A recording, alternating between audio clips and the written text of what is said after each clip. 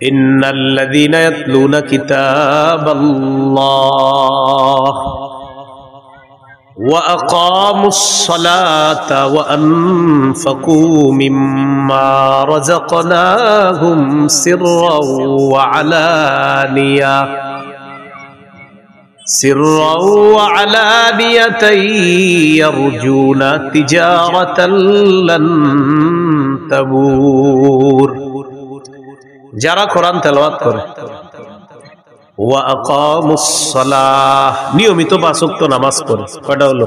2টা। 3 নাম্বার, ওয়া আনফাকু মিম্মা রাযাকনাহুম সিররাও ওয়া আলানিয়া, যারা গোপনে প্রকাশ্যে আমার দেয়া রিজিক থেকে দান করে, সদকা করে।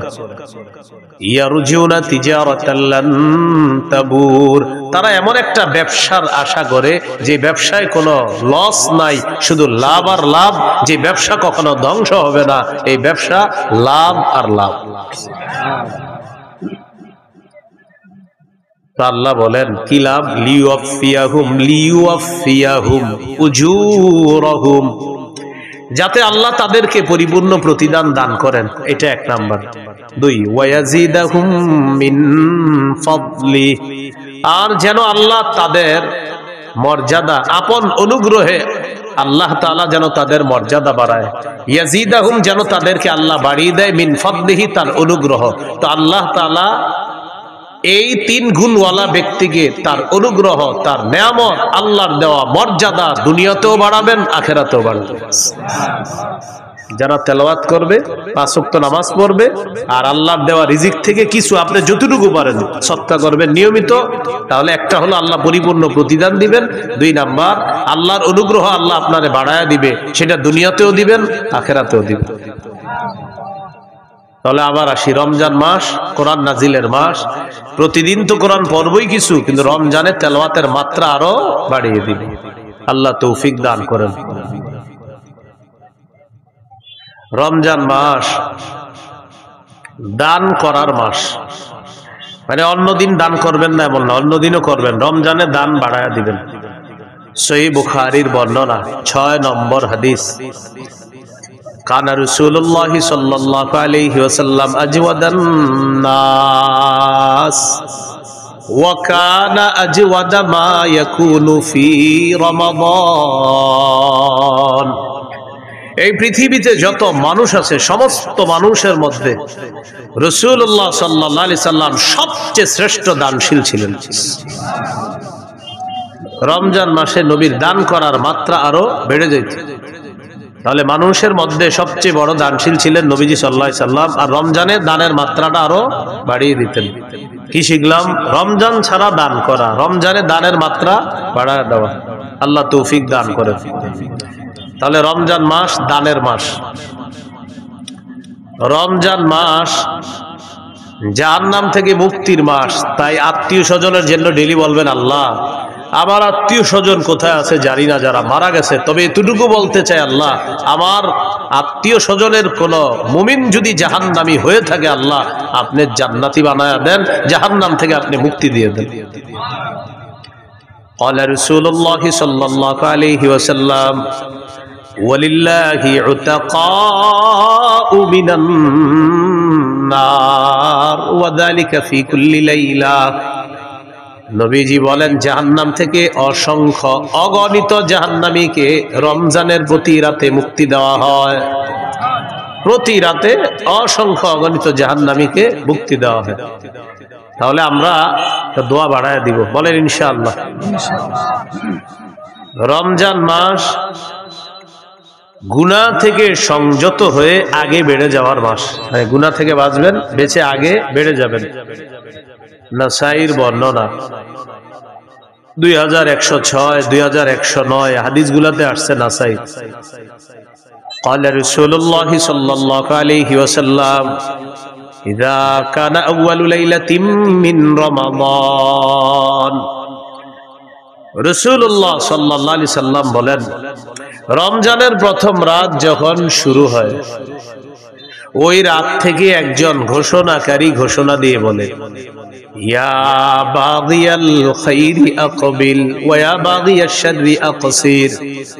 হে কল্যাণ অন্বেষণকারী তুমি আগে বেড়ে যাও, হে অকল্যাণ অন্বেষণকারী তুমি সংযত হও। রমজানের প্রতি রাতে একজন ডাক দিয়ে বলে, হে কল্যাণ অন্বেষণকারী তুমি আরো আগে বেড়ে যাও, ও অকল্যাণ অন্বেষণকারী থামো, আর কত গুনাহ করবা, থামো। প্রতি রাতে একজন বলে, ও গুনাহকারী যে গুনাহ করো প্রতিদিন, তুমি খালি অকল্যাণ তালাশ করো, আরে হইছে তো, থামো না এবার। প্রতি রাতে একজন বলতে থাকে। আর যারা কল্যাণের প্রত্যাশী তাদেরকে প্রতি রাতে একজন ডেকে বলতে থাকে, ও কল্যাণের অন্বেষণকারী যাও, আরো আগে বেড়ে যাও, তুমি আরো আগে বেড়ে যাও। তাহলে কি শিখলাম? রমজান মাস সংযত হওয়ার মাস, আগে বেড়ে যাওয়ার মাস। আমরা ইবাদতের মাধ্যমে আমরা যেন আগে বেড়ে যেতে পারি, আল্লাহ তৌফিক দান করেন। রমজান মাস নেকির কাজ আগের মাসে যা করছেন এই মাসে করলে এই নেকিটা আল্লাহ আরো বাড়ায় দিবে। সওয়াব বহুগুণে বৃদ্ধি করার মাস হলো রমজান মাস। এক আনসারী নারীকে রাসূল সাল্লাল্লাহু আলাইহি সাল্লাম বললেন, قال رسول الله صلى الله عليه وسلم لامرأة من الأنصار, নবীজি এক আনসারী নারীকে বললেন, ইআতামিরি, রমজান মাসে তুমি উমরা করো। রমজানে কি করো? তুমি উমরা করো। ফাইন্না উমরাতান ফীহি তা'দিলু হাজ্জাতান, রমজান মাসে উমরা করা হজের সমতুল্য হয়ে যায়। দেখছেন নি? রমজানে উমরা করবেন, হজের সমতুল্য। এজন্য আপনারা যারা উমরার নিয়ত আছে অনেকের, মাশাআল্লাহ, আপনি পারলে একটু রমজানে উমরা করেন। ফাইন্না উমরাতান ফীহি, রমজানে উমরা করা তা'দিলু হাজ্জাতান, হজের সমতুল্য হয়ে যায়। আল্লাহ যাদেরকে সামর্থ্য দান করছে, একবার রমজানে একটু গিয়ে দেখেন কি অবস্থা হয় সেখানে। আল্লাহ তৌফিক দান করেন। তাহলে রমজান মাস সওয়াব বহুগুণে বৃদ্ধির মাস। এই মাস হলো কি মাস? রমজান মাস। রমজান মাস শয়তানকে শিকলে আবদ্ধ করার মাস। قال رسول الله صلى الله عليه وسلم إذا كان أول ليلة من شهر رمضان صفدت الشياطين وفي رواية سلسلة الشياطين ومردة الجن। রমজানের প্রথম রাত যখন শুরু হয়, অবাধ্য জিনগুলাকে শিকলে আবদ্ধ করা হয়, শয়তানকে শিকলে বন্দী করা হয়। তাহলে রমজানে আমরা দুষ্টামি করি কেন? রমজান মাসে শয়তান তো শিকলে আবদ্ধ, রমজানে এরপরে গুনাহ করে না অনেকে? এটা কেন করে বলেন? অভ্যাসগত গুনাহ। কি গুনাহ? রমজানে যারা গুনাহ করে এটা অভ্যাসগত গুনাহ করে। প্রতিদিন রাত 7টা বাজে সে রিমোট দিয়ে টেলিভিশন ছাড়ে। রমজানে আপনার ইফতারির পরে কি করছে? 7টা বাজে বাস রিমোটটা হাতে নিয়ে ছেড়ে দিয়েছিল। স্ত্রী বলে, রমজান মাস আপনারা জানেন না? ও ইন্না লিল্লাহি ওয়া ইন্না ইলাইহি রাজিউন। মানে ওনার মনে নাই, আসলে উনি যে রমজান এটা মনে নাই। আজকে রিমোটটা নিছে রমজানে, কি কারণে? অভ্যাস। ওই যে প্রতিদিন টেলিভিশন ছাড়ে, রমজানেও ছাড়ছে, অভ্যাসগত গুনাহ। এখান থেকে কি বোঝা যায়? আপনি আজকে থেকে গুনাহ ছেড়ে দেওয়ার অভ্যাস করেন, না হয় রমজানে গিয়ে অভ্যাস ছাড়তে পারবেন না। আল্লাহ তৌফিক দান করেন। আল্লাহ তাআলা পবিত্র কোরআনে বলেন, ওয়াযারু যাহিরাল ইসমি ওয়া বাতিনা, প্রকাশ্য গুনাহ গোপন গুনাহ ছেড়ে দাও। রমজানের প্রস্তুতির মধ্যে এটা একটা প্রস্তুতি, প্রকাশ্য গুনাহ গোপন গুনাহ ছেড়ে দাও। তাহলে আজকে থেকে প্রকাশ্য পাপ গোপন পাপ সবগুলা ছেড়ে দিব, বলেন ইনশাআল্লাহ। সূরা আনআমের 151 নম্বর আয়াতে আল্লাহ বলেন, ওয়ালা তাকরাবুল ফাওয়াহিশা মা যাহারা মিনহা ওয়া মা বাতান, প্রকাশ্য অশ্লীলতা গোপন অশ্লীলতার কাছেও যেও না। প্রকাশ্য অশ্লীলতা গোপন অশ্লীলতার কাছেও যেও না। আপনি মোবাইলে কিছু গুনাহ করেন, রাতে দরজা বন্ধ করে আড়ালে আবডালে, যা আপনার মা জানে না, আপনার বাবা জানে না, আল্লাহ দেখছে আপনাকে প্রতিটা মুহূর্তে। এই প্রকাশ্য পাপের কাছে যাওয়াটা এখনই ছেড়ে দেন। যেমন জিনা নামক পাপের মধ্যে অনেকে জড়িয়ে পড়ে মোবাইলের মাধ্যমে। কানের জিনা, চোখের জিনা, ভিডিও কলে কথা বলছেন, যার সাথে কথা বলা হারাম, চোখের জিনা হচ্ছে। যার সাথে কথা বলা হারাম তার সাথে কথা বলছেন, মুখের জিনা হচ্ছে। দেখে দেখে কথা বলছেন, চোখের জিনা। কানে শুনছেন তো কানের জিনা। মোবাইলে কোনো SMS লিখছেন খারাপ তাকে, এটা হাতের জিনা হচ্ছে। তার সাথে সাক্ষাৎ করবেন, পা দিয়ে হেঁটে হেঁটে রওনা করলেন, পায়ের জিনা হচ্ছে। অন্তরে কল্পনা করছেন সে দেখতে এমন এমন, অন্তরের জিনা হচ্ছে। সহিহ বুখারী 6612 নম্বর হাদিস। রাসূলুল্লাহ সাল্লাল্লাহু আলাইহি সাল্লাম বলেন, ইন্নাল্লাহা কাতাবা আলা ইবনি আদম হাজ্জাহু মিনাজ জিনা আদরাকা যালিকা লা মাহালা। আল্লাহ তাআলা আদম সন্তানকে জিনার পরীক্ষা দ্বারা পরীক্ষা করেন, এই পরীক্ষায় সবাই পড়বে। ফাজিনাল আইনি আন নাজরু, চোখের জিনা হলো দেখা। এবার আমার সাথে একটু বলেন, বলেন যাকে সরাসরি দেখা হারাম, চোখের জিনা, তাকে মোবাইলে দেখাও চোখের জিনা হারাম। যুবক ভাইয়েরা একটু আওয়াজ দিয়ে বললেন, যাকে সরাসরি দেখা হারাম তাকে মোবাইলে দেখা, যাকে সরাসরি দেখলে চোখের জিনা হয় তাকে মোবাইলে দেখলেও ফাজিনাল আইনি আন নাজরু, চোখের জিনা হলো দেখা। ওয়াজিনাল লিসানাল মানতিক, জিহ্বার জিনা হলো কথা বলা। ওয়ান নাফসু তামান্না ওয়া তাশতাহি, অন্তরের জিনা হলো কল্পনা করা। আপনি কল্পনা করছেন মনে মনে, অন্তরের জিনা। সত্যি করে বলেন, এই জিনায় মানুষ কি পরিমাণ প্রতিদিন প্রতিনিয়ত জড়িয়ে পড়ছে। আর কত বলেন, কবে আপনি গুনাহ ছাড়বেন? আর কত নেয়ামত আল্লাহর ভোগ করার পর আপনার উপলব্ধিতে আসবে যে আমি আল্লাহটা খাইতেছি, আল্লাহটা ভোগ করতেছি, সে আল্লাহ নাফরমানি আমি করতেছি। কিন্তু কবে আপনার বুঝ আসবে যে আমার নাফরমানি করা উচিত না? আল্লাহ বলতেছেন গুনাহ ছেড়ে দাও, প্রকাশ্য গুনাহ, গোপন গুনাহ। আল্লাহ বলতেছেন পাপের কাছে যাও না, অশ্লীলতার কাছে যেও না। সূরা বনী ইসরাঈল 31 নম্বর আয়াতে বললেন, ওয়ালা তাকরাবুজ জিনা, বান্দা জিনার কাছেও যাও না। বলেন নাই জিনা কইরো না, বলছে জিনার কাছেও যাও না। এই আয়াতের ব্যাখ্যায় মুফাসসিরিনে কেরাম বলেন, মা ইউকাররিবু, এটার কাছে যাওয়া যাবে না।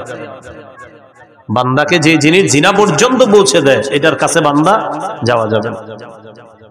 এই জন্য ভাইয়েরা, স্মার্টফোন ব্যবহার করলে যার বেশিরভাগ অংশ আপনার গুনাহ হয়, তা আপনি না করাই উত্তম। যদি স্মার্টফোন ব্যবহারে এমন হয় বিষয়টা যে আপনি 90% গুনাহ শুধু এটা দিয়ে করতেছেন, আর 10% আপনি ভালো কাজ করেন, সেক্ষেত্রে আপনারাই বলেন কি হুজুর 90 ভাগ গুনাহ করে এটা দিয়ে। যদি এমনটা হয়, তো আপনি স্মার্টফোন কিভাবে ব্যবহার করেন বলেন? কারণ আপনি তো 90 ভাগ গুনাহ এটা দিয়ে করতেছেন। কোন আলেম আপনাকে ডাইরেক্ট এটা বলবে না যে তুমি ব্যবহার করবে না, কিন্তু আলেম বলবে তোমার যদি এটা দিয়ে সারাক্ষণ গুনাহ হয়, তাহলে তো তুমি এটা ব্যবহার করবে। তো 90 ভাগ গুনাহ যেটা দিয়ে করতেছেন আপনি, না আপনি এটা ব্যবহার করতে পারছেন না। আপনি আপনার অফিসিয়াল কাজগুলা করেন, করে এটা রেখে দেন, কেউ আপনাকে না করবে না, কিন্তু আপনি এটা দিয়া পুরা দুনিয়ার সব গুনাহ আপনি পকেটের মধ্যে নিয়ে ঘুরতেছেন। তখন ওলামায়ে কেরাম আপনাকে বলবে না তুমি এটা ব্যবহার করবে না। সত্যি করে বলেন, স্মার্টফোন দিয়ে কি গুনাহ হয় মানুষের? যদি বেশিরভাগ গুনাহ হয়, আপনার গুনার অংশ হয়, সেক্ষেত্রে মুফতিয়ানে কেরাম আপনাকে বলবে তুমি এটা চালাও না। তো আমি বলছিলাম গুনাহ ছাড়ার অভ্যাস করেন। রমজান মাস অভ্যাসগত গুনাহটা যেন রমজানে আমাদের না হয়। সামনের রমজানটাকে চ্যালেঞ্জ হিসাবে নেন যে ইনশাআল্লাহ এবার আমি গুনাহ মুক্তভাবে রমজানকে স্বাগত জানাবো, আর রমজানেও আমি পরিপূর্ণ সগীরা কবিরা গুনাহ থেকে যথাসাধ্য চেষ্টা করব গুনাহ থেকে বেঁচে থাকার জন্য ইনশাআল্লাহ। আল্লাহ তৌফিক দান করেন। তাহলে শয়তান কোথায় বন্দী থাকে? রমজানে শিকলে। গুনাহ করি কেন? অভ্যাসগত গুনাহ। তাই কি করতে হবে? গুনাহ ছেড়ে দিতে হবে, গুনাহের কাছেও যাওয়া যাবে না। আল্লাহ পাপ থেকে বেঁচে থাকার তৌফিক দান করেন। রমজান মাসের একটা রাত আছে, এই রাতটা 1000 মাসের চাইতে উত্তম। সূরা কদরের 3 থেকে 5 নম্বর আয়াতে আল্লাহ বলেন, লাইলাতুল কদরি খায়রুম মিন আলফি শাহ। লাইলাতুল কদর, কদরের রাতটা, খায়রুম মিন আলফি শাহ, 1000 মাসের চাইতে উত্তম। কয় হাজার মাসের চাইতে? 21, 23, 25, 27, 29, 5টা বেজর রাতে ঘুমাবিনি না, সারা রাত ইবাদত করার চেষ্টা করবেন। 27কে কেন্দ্র করে অপেক্ষা থাকেন না, 21 ইবাদত করবেন, 23তম রজনীতে ইবাদত করবেন, 25তম রজনীতে ইবাদত করবেন, 27, 29তম রজনীতে ইবাদত করবেন। বুখারীতে ইবনে আব্বাসের একটা riwayat আছে, উনি বলেন 24তম রজনীতেও লাইলাতুল কদর হতে পারে। বুখারীর বর্ণনা। কত? 24তম। এই বর্ণনা দেখার পর আমার নিজস্ব উপলব্ধি কি জানেন? শেষের দশকে জোর বেজোর বুঝি না, পুরা 10টা রাতই ইবাদতে কাটানো। শেষের দশক পুরো ইবাদতে কাটান। এর সহজ সিস্টেম ইতিকাফে বসে যান, ইতিকাফে বসে যান, বাস শেষ দশক শেষ 10 রাতটা আপনি শুধু ইবাদতে কাটাবেন। এর সহজ উপায় কি? ইতিকাফে যদি বসে যান তখন তো আপনি সারাক্ষণ ইবাদতে আছেন। সুবহানাল্লাহ। এইজন্য যারা ইতিকাফে বসে তারা তো লাইলাতুল কদর পেয়ে যাবে। তো যাই হোক, এই রমজানটা শেষের দশকটা একদম মনোযোগ সহকারে প্রতিদিন ইবাদত করবেন, প্রতি রাত বেশি থেকে বেশি ইবাদত করবেন। আল্লাহ তৌফিক দান করেন। এরপরেও যেন বেজর রাত্রিগুলো একটাও আমাদের মিস না হয়। মনে থাকবে তো ইনশাআল্লাহ? আল্লাহ তৌফিক দান করেন। এই হলো রমজান মাসের গুরুত্ব। এখন আমরা জানবো রোজার গুরুত্ব। রোজা সিয়াম। সৌমের আবিধানিক অর্থ হলো আল ইমতিনা, বিরত থাকা। সৌমের আবিধানিক অর্থ হলো বিরত থাকা। কথা না বলাকেও সৌম বলা হয়। কথা না বলাকেও কি বলা হয় ভাই? কথা না বলা কাকে বলে দেখেন তো আমার দিকে তাকান। এই যে কথা বললাম না, চুপচাপ থাকলাম, এটাকেও কি বলা হয়? সৌম বলা হয়। পেরেশান হয়েন না, ফ্যান খুঁজতেছেন, পেরেশান হয়েন না, সমস্যা নেই। হ্যাঁ, আমার গরম দেখে উনি পেরেশান যে ফ্যান লাগবে না, ফ্যান লাগবে না। এটা হয় এই মুহূর্তগুলো আপনার হঠাৎ গরম হঠাৎ ঠান্ডা, কিছুদিন পরে হয়তো গরমকাল আল্লাহ তাআলা দিয়ে দিবেন। সৌমের আবিধানিক অর্থ আল ইমতিনা, বিরত থাকা। সৌমের আরেকটা আবিধানিক অর্থ হলো কথা বলা থেকে বিরত থাকা। এটা আমাদের দেশে যদি আইন করা যাইতো, রমজানে কথা না বলা, খুব ভালো হইতো। এমনি রোজা রাখে না খায়া, কিন্তু জিহ্বা বন্ধ রাখে না। মানে জিহ্বাকে খানা থেকে বন্ধ রাখলেও আপনার এটা দিয়ে গুনাহ থেকে বন্ধ রাখে না, মানে খানা থেকে বন্ধ, গুনাহ থেকে কিনা বন্ধ। যদি এরকম একটা মানে আপনার আইন হয়ে যেত যে বিশেষ করে বাংলাদেশে যারা আছে এদের জন্য জিহ্বাটা নিয়ন্ত্রণ করতে হবে। কারণ আমাদের দেশে আপনার রমজান আসলেই সব জিনিসের দাম বাড়ানো শুরু হয়, জিহ্বার মিথ্যা শুরু হয়। অথচ সারা পৃথিবীর অন্যান্য দেশে রমজান যত আসে মুসলমানদের জন্য দ্রব্য মূল্য তত সহনীয় করে দেওয়া হয়, কমায় দেওয়া হয়। সৌদি আরবে রমজান যত আসে, আগে যেটার দাম ছিল বেশি, খেজুরের দাম যদি হয় 10 রিয়াল, রমজান মাসে করে দিবে 5 রিয়াল। পানির দাম যদি হয় 2 রিয়াল, রমজানে 1 রিয়াল। তাদের ইয়াকিন যে একে আল্লাহ 70 দিবে, এটা তাদের ইয়াকিন। আমরা কি করি? যত রমজান কাছে আর খালি খুঁজে হুজুর যে কি কি খায় মুসলমান। 1 নাম্বার খেজুর, বাস বাড়াও দাম।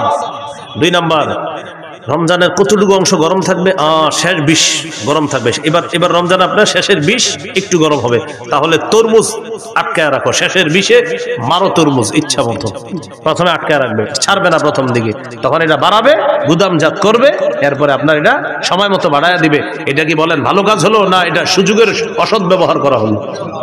অসৎ ব্যবহার। এটা মুসলমানকে, রোজাদারকে কষ্ট দেওয়ার শামিল। আল্লাহ হেফাজত করেন। এই হলো আপনার রমজান মাস। সৌমের একটা অর্থ হলো কথা থেকে বিরত থাকা, এটাও সৌমের একটা অর্থ। যেমন পবিত্র কোরআনে সূরা মারিয়ামে আছে, ঈসা নবীকে তার আম্মা যখন কোলে নিয়ে মানুষের কাছে যাইতেছে, টেনশনে পড়ে গেছে। ঈসা নবীর আম্মা বলতেছে, আল্লাহ ইয়া লাইতানি মিতু ক্বাবলা হাযা, আহারে এই দৃশ্যের আগে যদি আমি মারা যাইতাম ভালো হইতো। ওয়াকুনতু নাসিয়াম মানসিয়া, আমার যদি সব ভুলাইয়া দেওয়া হইতো, আমি যদি এমন হইতাম যে সব ভুলে গেছি তাহলে ভালো হতো। আমার যদি সবাই ভুলে যেত ভালো হতো। কারণ আমি এখন সন্তান নিয়ে যাব, আমার স্বামী নাই, কোনো পুরুষ আমাকে স্পর্শ করে না, জাতি তো আমাকে বলবে সন্তান করতে গেছে। তো বলতেছে ইয়া লাইতানি মিতু ক্বাবলা হাযা, হায় আমি যদি এর আগে মারা যাইতাম। ঈসা নবীর আম্মা এটা বলতেছে।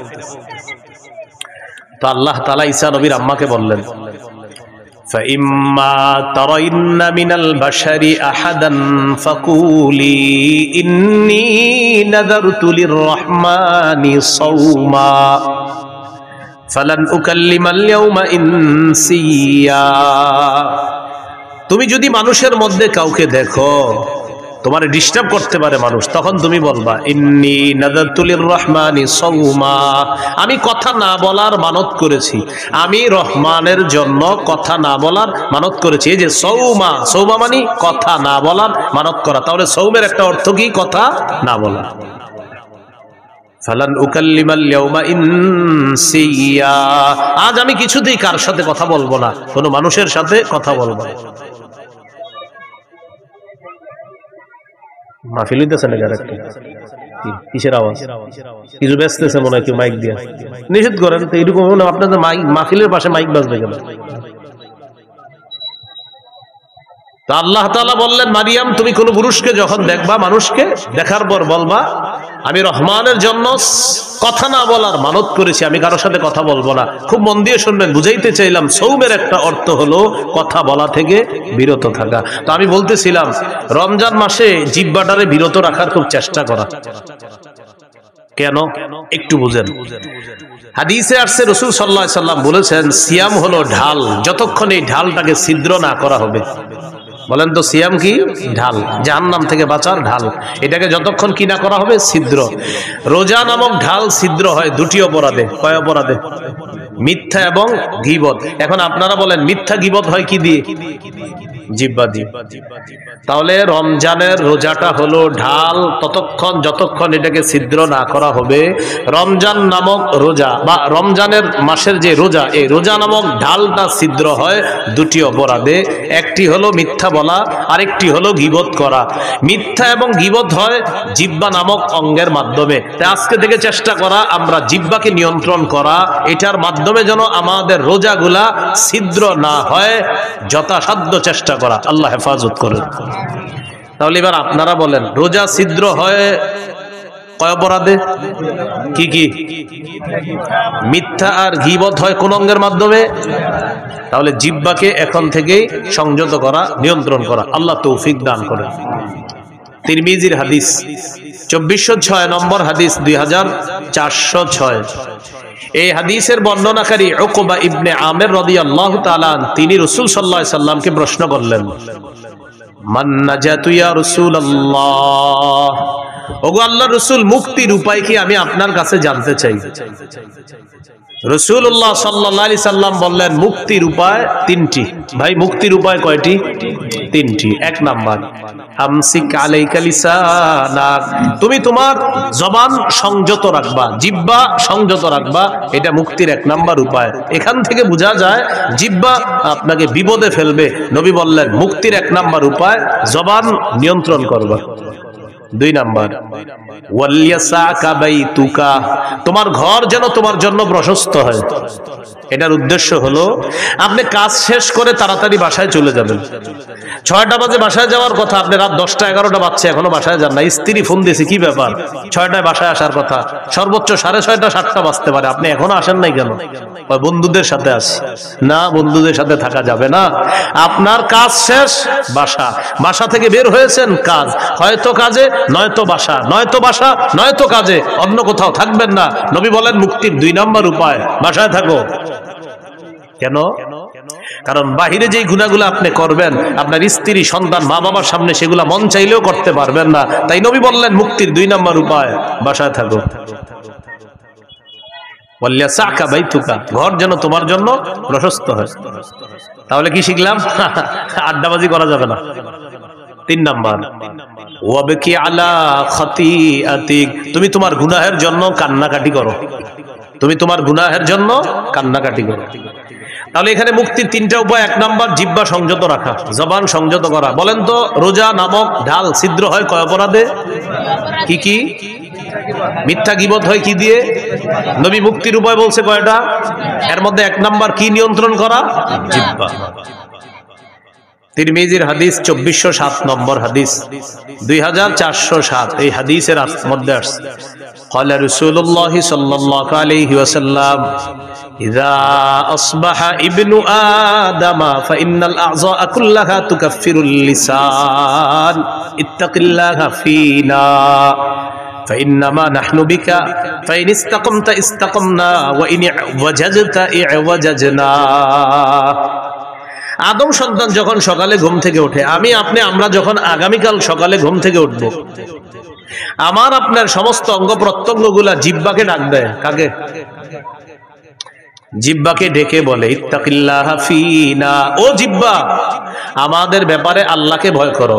পা জিহ্বাকে ডাক দেয়, হাত জিহ্বাকে ডাক দেয়, নাক জিহ্বাকে ডাক দেয়, চোখ জিহ্বাকে ডাক দেয়, কান জিহ্বাকে ডেকে বলে ও জিহ্বা আমাদের ব্যাপারে আল্লাহকে ভয় করো।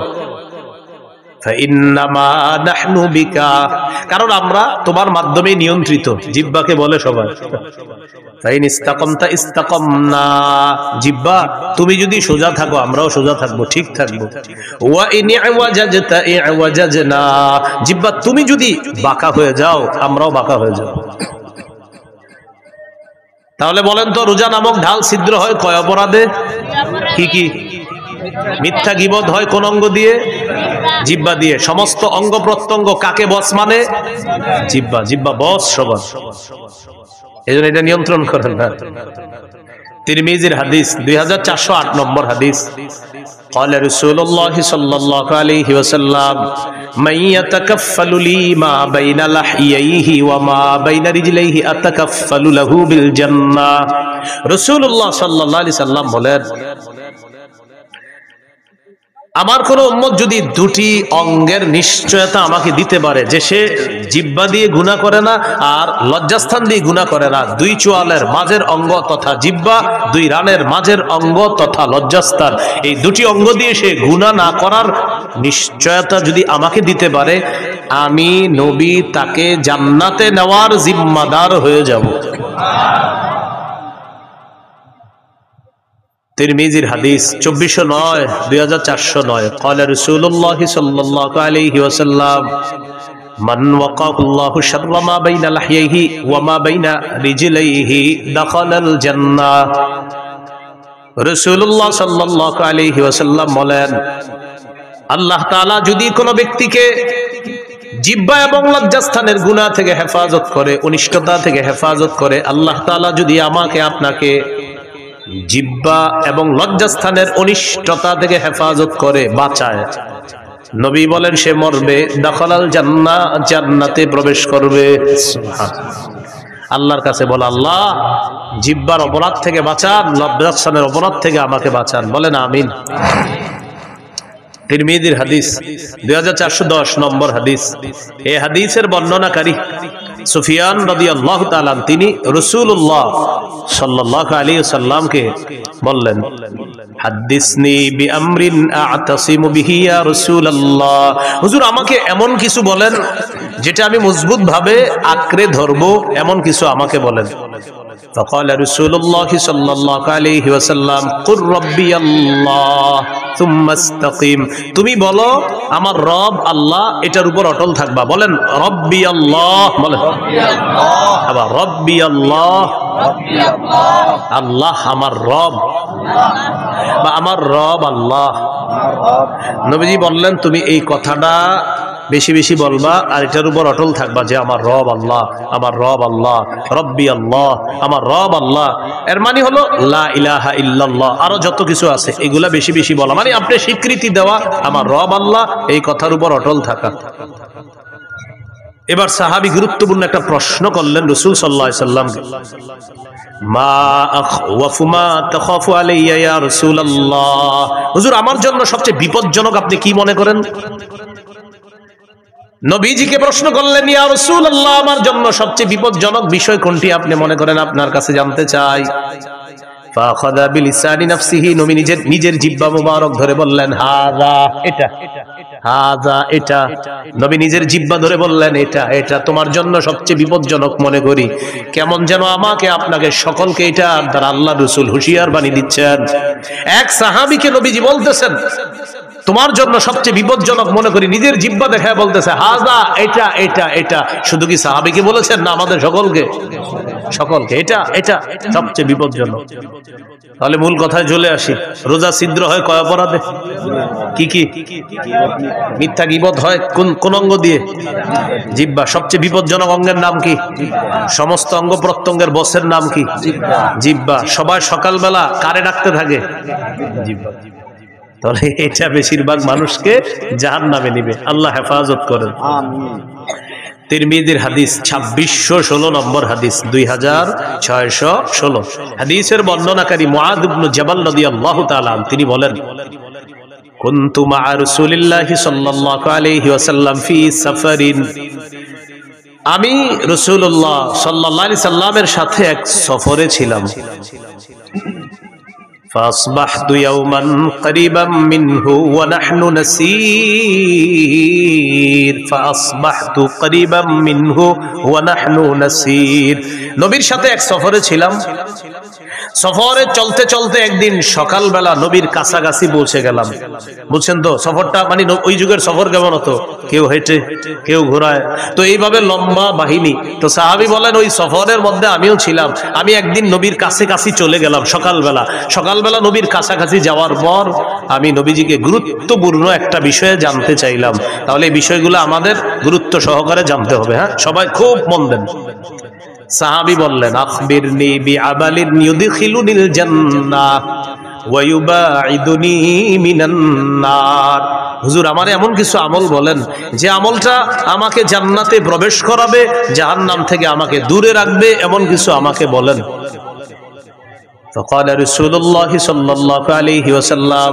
নবীজি বললেন তা'বুদুল্লাহ লা তুশরিকু বিহি শাইআ রাসূলুল্লাহ সাল্লাল্লাহু আলাইহি সাল্লাম বললেন তুমি আল্লাহর ইবাদত করবা আল্লাহর সাথে শিরিক করবা না ওয়া তুকিমুস সালাহ তুমি নামাজ কায়েম করবা ওয়া তুতিজ যাকাত তুমি যাকাত আদায় করবা ওয়া তাহুজ্জুল বাইতা তুমি হজ করবা ওয়া তাসুমু রমাদান তুমি রমজানে রোজা রাখবা এখন বলেন তো ইসলামের মৌলিক বিধানগুলো চলে আসছে না কথার মধ্যে রাসূলুল্লাহ সাল্লাল্লাহু আলাইহি সাল্লাম বললেন আলা আদুল্লুকা আলা আবওয়াবিল খাইর আচ্ছা আমি কি তোমাকে কল্যাণের দরজাসমূহের কথা বলবো না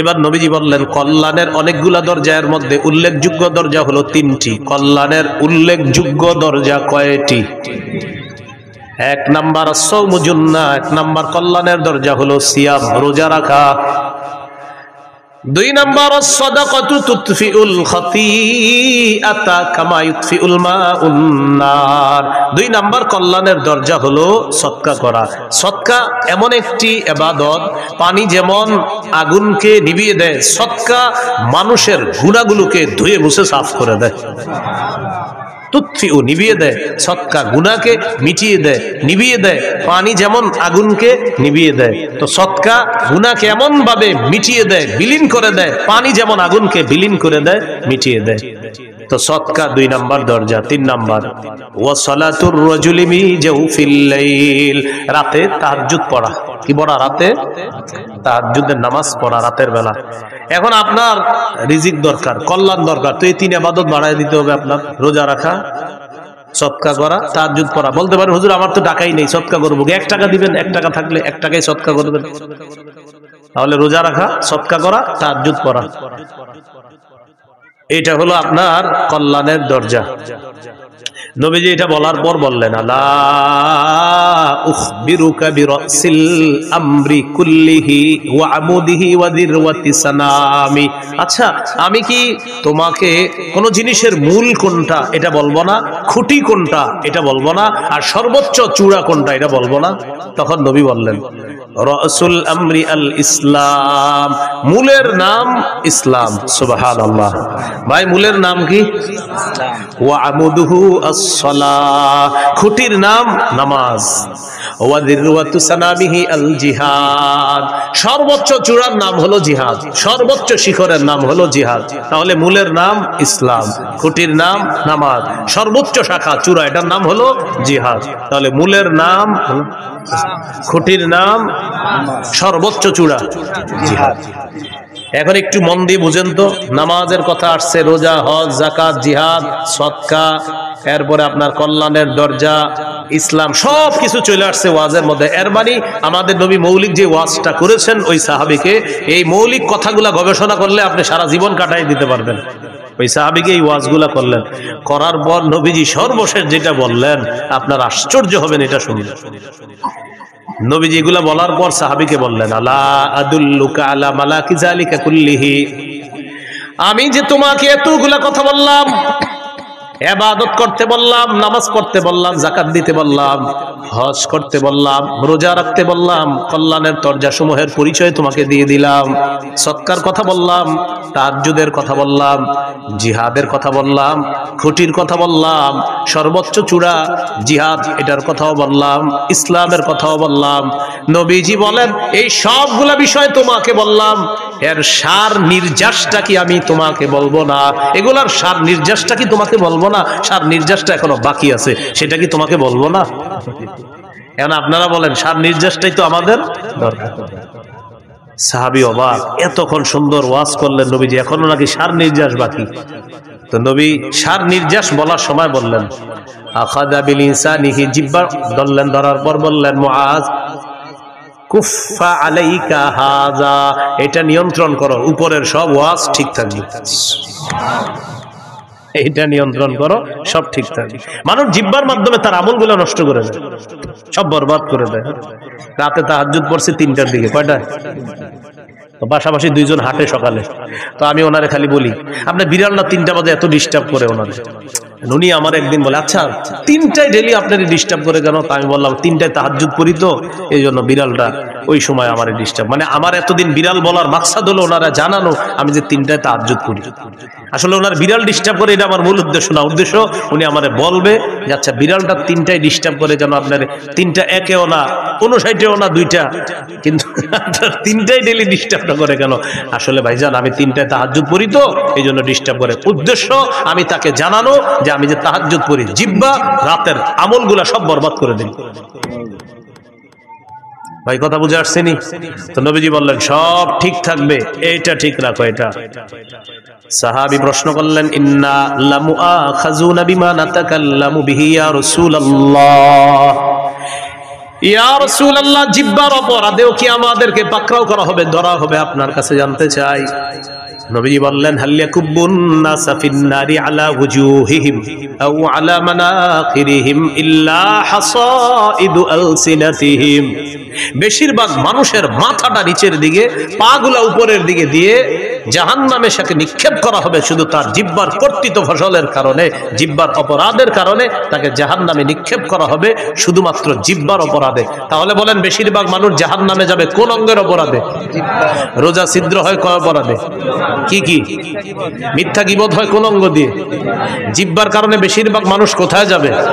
নবী বললেন জাহান্নাম থেকে বাঁচার ঢাল হলো রোজা। রোজা ছিদ্র হয় মিথ্যা আর গীবতের মাধ্যমে, মিথ্যা গীবত হয় জিহ্বা দিয়ে। নবী বলেন জিহ্বার কারণে বেশিরভাগ মানুষ জাহান্নামে। আল্লাহ আমাদেরকে হেফাজত করে। তাহলে জিহ্বার গুনাহ থেকে বাঁচবো তো ইনশাআল্লাহ। এই হলো সওমের আবিধানিক অর্থ, মনে আছে না? মনে নাই? সওমের আবিধানিক অর্থ বিরত থাকা, আর আরেকটা হলো বললাম কতমা। 3টি জিনিস থেকে বিরত থাকার নাম মৌলিকভাবে সিয়াম। খানা পান করা, স্ত্রী সহবাস থেকে বিরত থাকা, এটার নাম হলো সিয়াম। এটা পারিভাষিক অর্থ। রমজানের রোজা যে ফরজ করা হয়েছে 4টি ধাপে ফরজ করা হয়েছে। কয় ধাপে? বাস একটু যদি আপনারা মন দিয়ে শোনেন আশা করি বিষয়গুলো ক্লিয়ার ভাবে বুঝে আসবে। একটু আমার সাথে বলেন, বলেন অভ্যাস, আদেশ, ফরজ, তবে একটু ছাড়। বলেন 4 নাম্বার ফরজ, কোনো ছাড় নাই।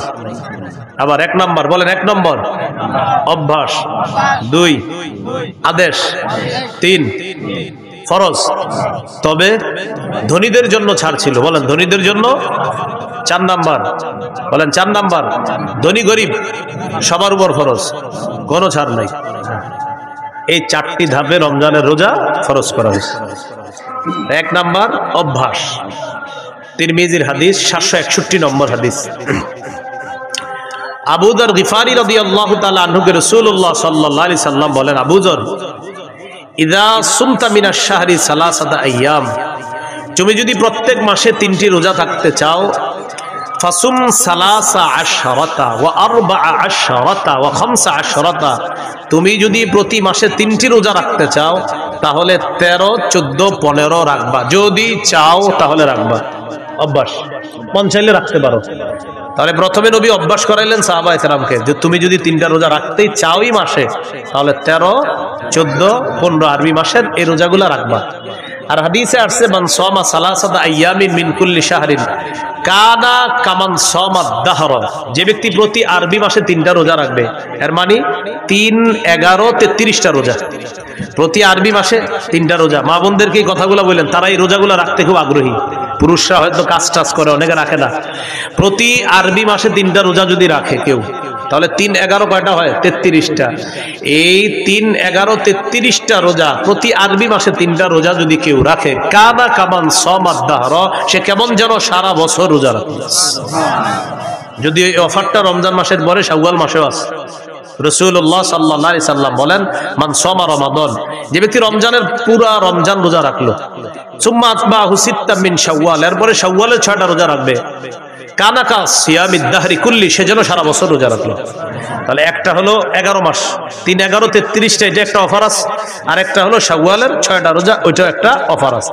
তো যাই হোক, আমাদের মূল আলোচনা ছিল 1 নাম্বার অভ্যাস। নবীজি অভ্যাস করেছে, চাইলে 3টা রোজা আরবি মাসে রাখতে পারো। 2 নাম্বার কি ছিল? আদেশ। সহিহ বুখারীর 2002 নম্বর হাদিস, আয়েশা সিদ্দিকা রাদিয়াল্লাহু তাআলা আনহার বর্ণনা, তিনি বলেন, কানা ইয়াউমু আশুরা, আশুরার দিনটা এমন ছিল, তাসুমুহু কুরাইশুন ফিল জাহিলিয়াহ, জাহিলি যুগে কুরাইশরা মুহররমের 10 তারিখে রোজা রাখত। ওয়াকানা রাসূলুল্লাহ সাল্লাল্লাহু আলাইহি ওয়াসাল্লাম ইয়াসুমু, নবীজিও মুহররমের 10 তারিখে রোজা রাখতেন। খুব বুঝেন, জাহিলি যুগে কুরাইশরা মুহররমের 10 তারিখে রোজা রাখত। আমাদের নবীজি সাল্লাল্লাহু আলাইহি সাল্লাম তিনিও রোজা রাখতেন। কবে? মুহররমের 10 তারিখ। ফালাম্মা কাদিমাল মাদিনা, নবীজি যখন মদিনা আসলেন, আসার পর দেখে ইহুদিরা মুহররমের 10 তারিখে রোজা রাখে। ফাকাল রাসূলুল্লাহ সাল্লাল্লাহু আলাইহি ওয়াসাল্লাম, নবীজি বলেন, আচ্ছা তোমরা আজকে রোজা রাখো কেন মুহররমের 10 তারিখে? ইহুদিরা জবাব দিল, হাদা ইয়াউমুন নাজ্জাল্লাহু ফীহি মূসা, এটা এমন একটা দিন যেই দিনে আল্লাহ মূসা নবীকে ফেরাউনের বাহিনী থেকে মুক্তি দিয়েছিলেন। ফাসামাহু শুকরান লিল্লাহ, মূসা